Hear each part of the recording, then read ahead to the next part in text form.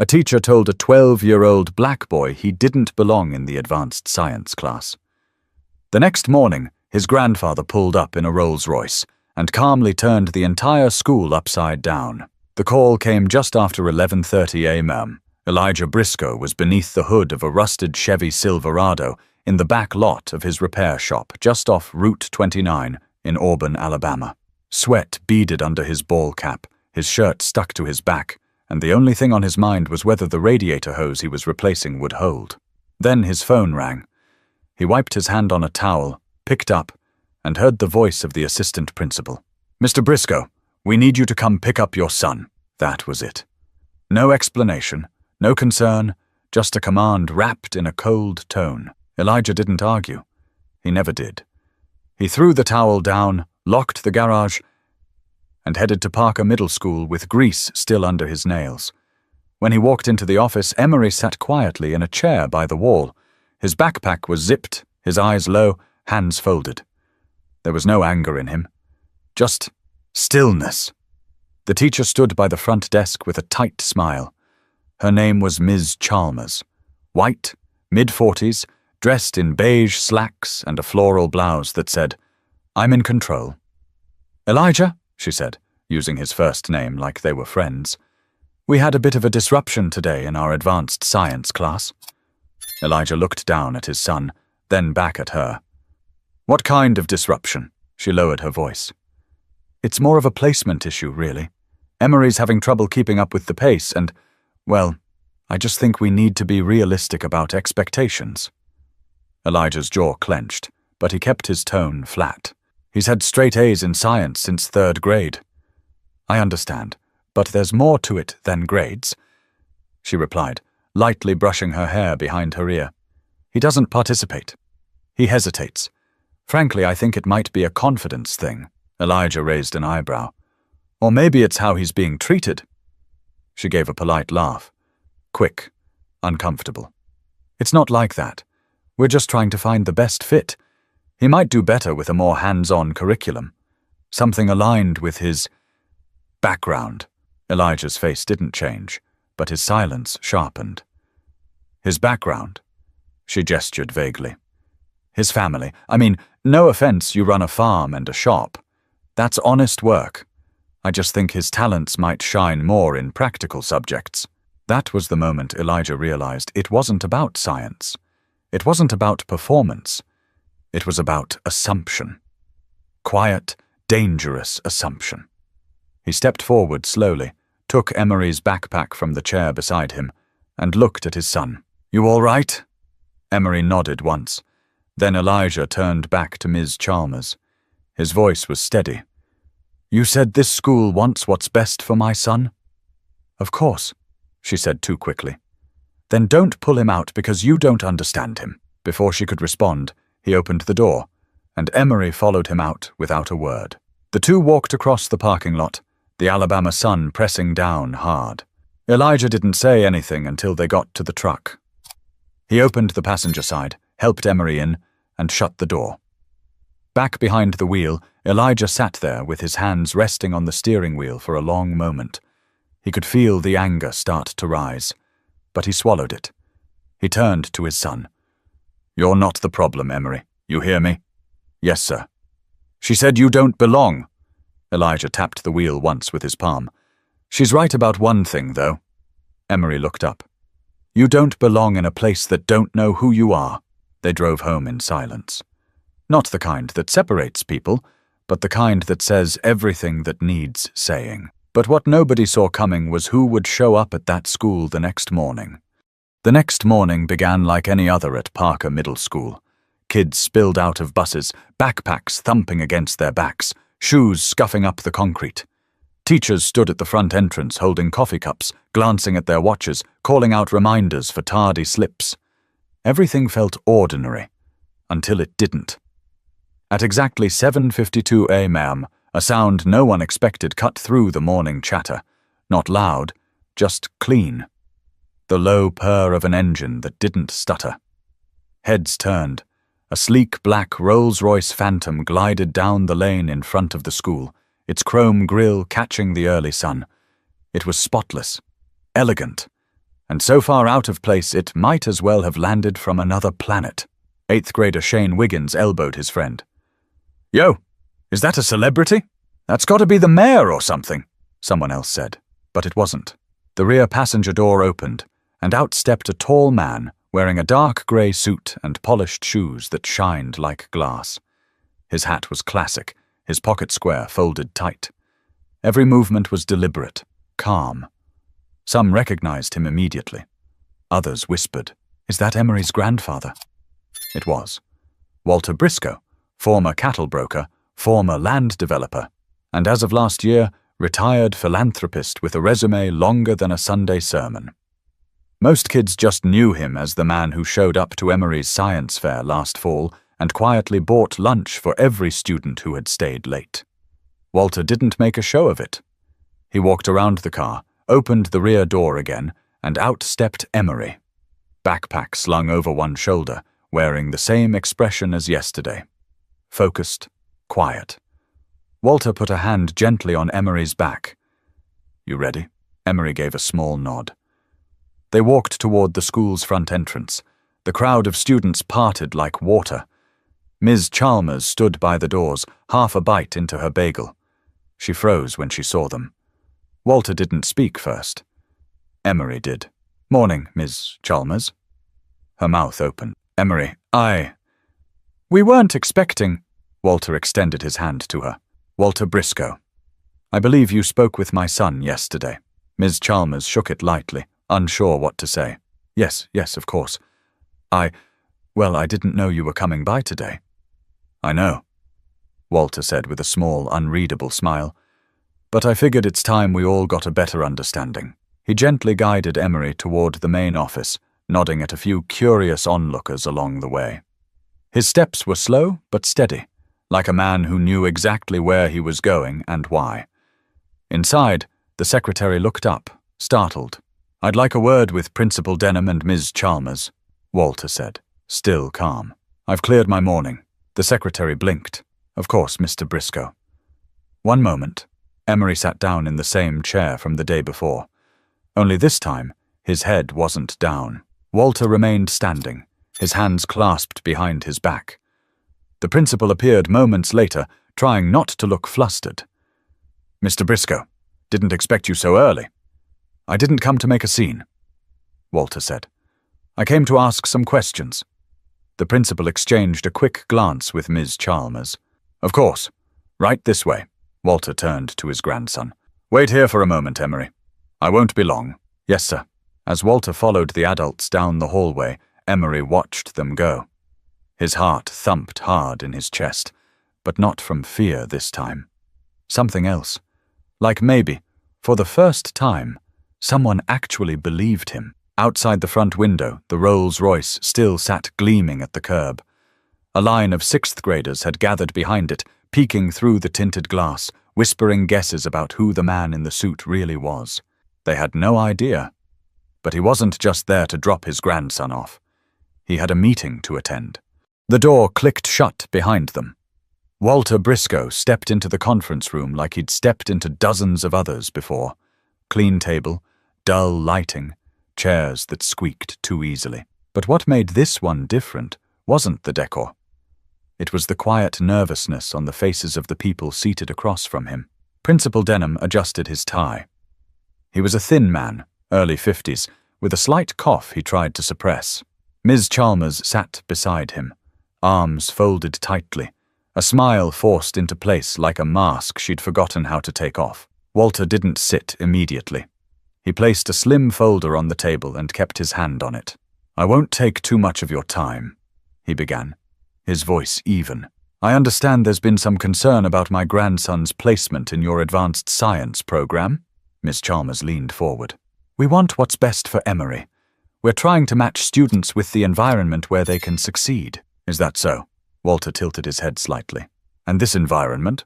What exactly disqualifies my grandson from succeeding in it?" Principal Denham jumped in, clearly uncomfortable. "It's not that he's disqualified. It's just, well, we've seen some hesitation in his participation." "Hesitation?" Walter repeated. "Yes, confidence issues. He rarely speaks up. He avoids group work. We interpreted that as discomfort. Walter opened the folder with slow precision. Inside were several sheets, neatly organized. Test scores, recommendation letters, past report cards. He slid one across the table. This is Emory's standardized science assessment from last semester. 97 percentile nationally. Miss Chalmers blinked. I wasn't aware of that. I know, Walter replied, not unkindly. And here, he passed another paper, is a letter from Dr. Parsons at the university. Emory attended her robotics workshop last summer. She said he was the youngest in the program, also the fastest to solve the spatial logic challenge. Denham cleared his throat. Those are strong credentials.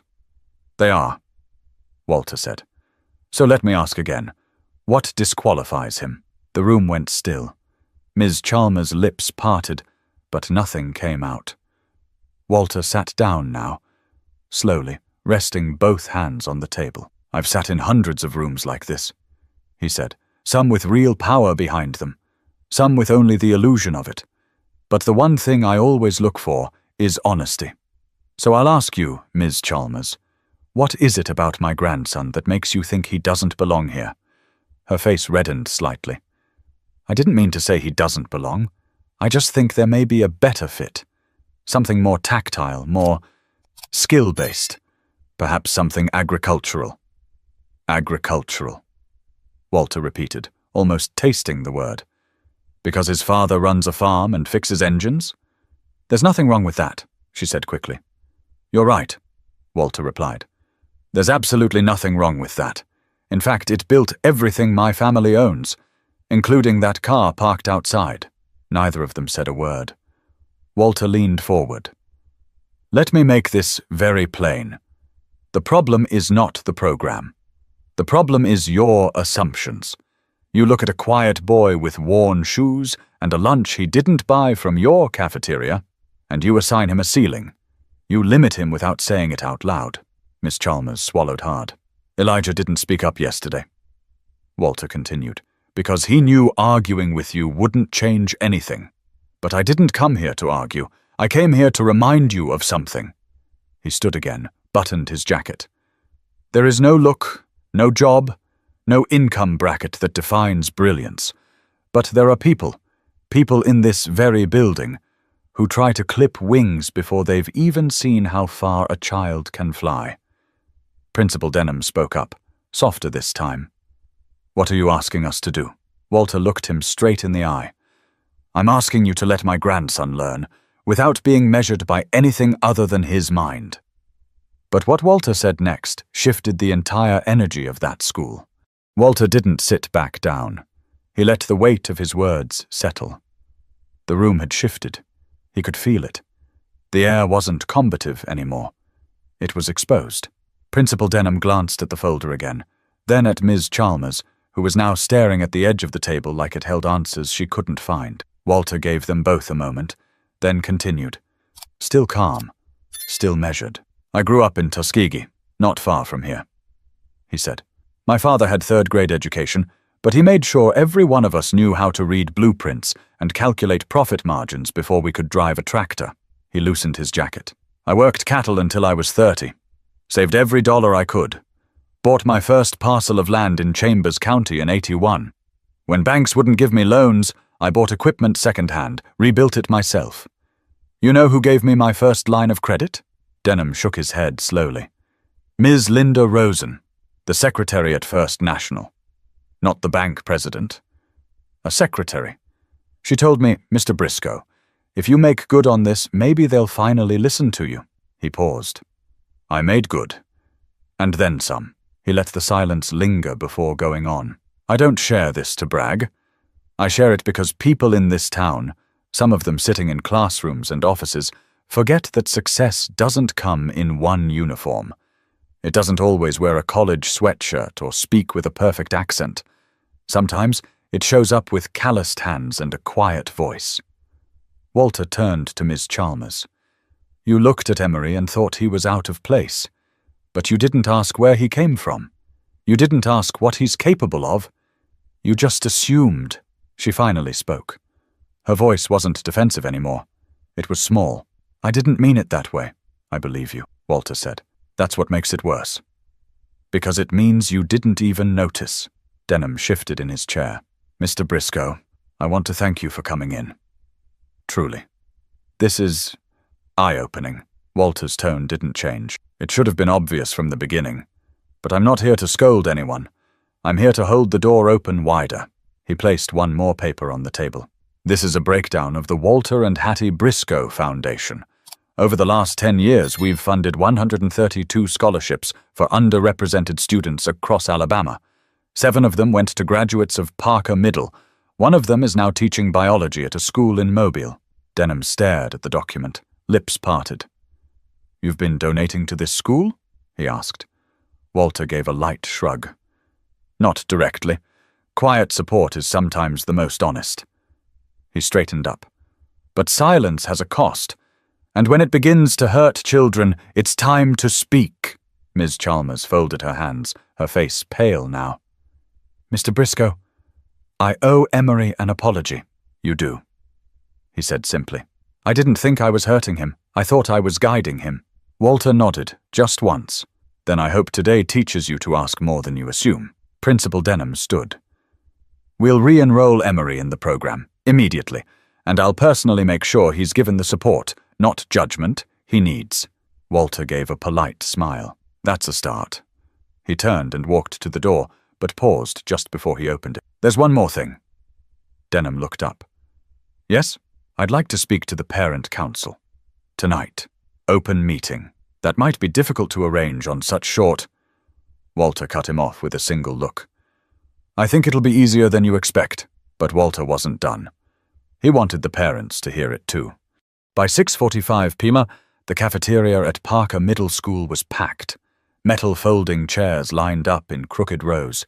Some parents stood along the back wall, arms crossed.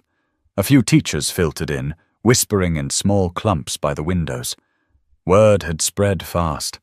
No one expected Walter Briscoe to show up again, much less request a meeting with the entire parent council. But there he was, standing calmly near the podium at the front of the room, hands clasped behind him, dressed not in his suit from earlier, but in jeans and a dark brown jacket. He didn't need to introduce himself. Everybody already knew. Principal Denham sat in the front row, legal pad in hand. Ms. Chalmers sat a few chairs down, her eyes forward, her face unreadable. Walter waited until the clock hit 7 o'clock exactly, then walked to the microphone. No theatrics, no long-winded introduction, just truth. I'll keep this short. He began. My name is Walter Briscoe.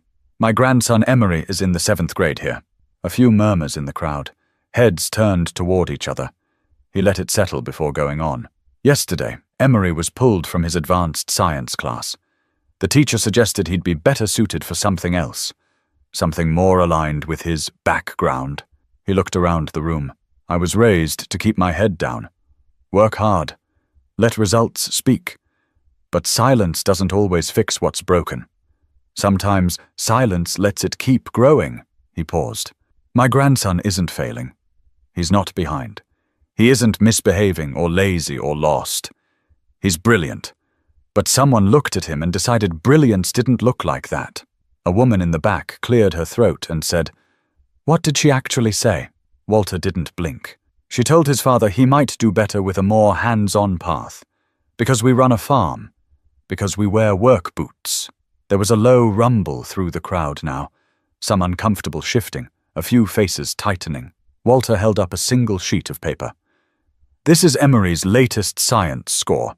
He's testing higher than 90% of students his age nationwide. That's not potential. That's already performance. He lowered the paper. This isn't just about one boy. It's about the assumptions we carry without realizing. It's about the subtle messages we send our children, even when we say nothing. A man in the front row, heavy-set with a trucker's cap in his lap, raised his hand. So what are you asking for? You want her fired? Walter shook his head. No, I want her, and all of us, to learn. He turned to Ms. Chalmers directly. You owe my grandson an apology. But more than that, you owe every student in your class the truth. that intelligence isn't owned by one group, one family, one zip code. He looked back out at the parents. You teach a child they belong, and they will rise. You teach them they're only good enough for certain things, and you've already built a ceiling they'll spend their whole lives trying to break. Another parent, one of the PTA mothers, blonde Bob, blazer too sharp for the occasion, spoke up. Why come here? Why not go to the school board? I've donated to this district quietly for over a decade. Walter replied. Scholarships, grants, equipment. I believed in doing good without needing credit. But what good is helping students get in the door if the people inside don't believe they belong? The room fell silent. Principal Denham stood now. We're implementing new training immediately. Bias awareness, inclusive curriculum review, and teacher workshops. No more wait and see. A few parents clapped. Slow, then louder. Walter stepped back from the mic. He didn't bow. He didn't beam. He simply nodded once and walked to his seat next to Emery, who'd been sitting in the front row the whole time, quietly watching. The boy's eyes were wide, not with fear, but with something new. Pride. But what happened after the meeting was something nobody expected. The next morning, Parker Middle School felt different. Not on the surface. Lockers still slammed, sneakers squeaked down the hallways, and morning announcements still crackled through the old speaker system. But underneath, there was a shift. A quiet one. But it was there. Emery sat in his usual seat in science class. Second row, third from the left. He didn't say much. He rarely did. But he could feel something was coming. He could sense it, in how the other kids kept sneaking glances at him, or how no one dared talk over Ms. Chalmers when she walked in. She stood by the whiteboard for a moment, staring at her notes. Then she put down the marker, turned to face the room, and took a breath so deep it almost shook. I need to say something before we start, she began, her voice tight but steady. The class went silent. Even the kid chewing gum in the back stopped. Yesterday, some of you may have heard things. You may have seen Emery leave early. That was because of a decision I made. One I thought was based on fairness, but I've come to realize it was based on my own blind spots. She looked directly at Emery. Not over him, not past him. I misjudged you. I saw your silence as a weakness. I saw your background as a barrier. I was wrong. A couple of kids turned toward Emery now. He didn't shift in his chair, just looked back at her, calm as ever. I want to apologize to you, Miss Chalmers continued. In front of your classmates, because that's where the mistake happened, and it's where the truth should be made clear. She stepped closer. You earned your place here, Emery. Not because of your name, not because of your grandfather, but because you're brilliant, and because you care about this subject in a way that a good teacher should have seen. The room stayed quiet. Not because they were confused, but because they understood something important was happening. Emery finally spoke. I still want to be in this class. His voice wasn't loud, but it didn't need to be. Ms. Chalmers smiled faintly, but not with pride, more like relief. I'd be lucky to have you stay. She turned back to the board. Now, let's talk about Newton's second law. You ready? Emery nodded once. But the change didn't end there. At lunch, he was approached by a group of kids he barely knew. One of them, a tall girl named Marcy, who always sat at the front of the bus, asked, You want to work on the science fair project together? Another boy, Benji, chimed in. I saw your robot video from last year. That thing was crazy. Did you really program it yourself? Emery shrugged. Most of it. They sat down together. No big speech, no awkward introductions, just kids eating sandwiches, talking about gears and circuits. That same week, Principal Denham announced a new mentorship program, pairing students with local engineers and professionals. Walter Briscoe was asked to sit on the advisory board. Walter politely declined the spotlight role, but agreed to provide funding for materials, transportation, and guest instructors. I don't want my name on anything, he said when asked. But make sure no child gets left out because their parents couldn't write a check. Teachers started to pay closer attention. Students who had been overlooked began getting new chances. invited into programs they'd never been considered for before. Not just because of Emery, but because something had cracked open. Sometimes it only takes one moment to shift how people see the world. Sometimes one quiet boy becomes the mirror that shows a town everything it's been ignoring. But Walter left them with one last message, one that stayed with the town long after he left.